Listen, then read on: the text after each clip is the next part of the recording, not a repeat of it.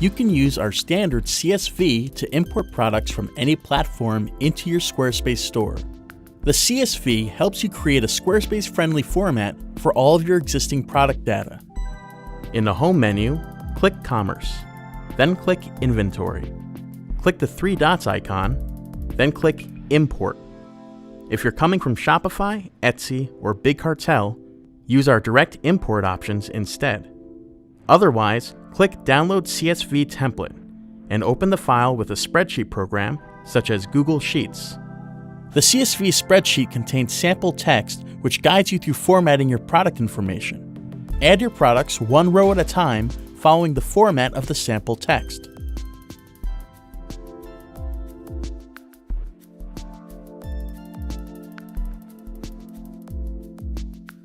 When you're done adding your products, save or export the spreadsheet as a CSV file. Now, let's drag and drop the complete CSV into the Upload Squarespace CSV box. Once imported, you will see a window that says Import Complete with the items on display. The imported content will appear in a new products page in the Not Linked section. You can enable it at any time. Please let us know if you have any further questions. We're always here to help.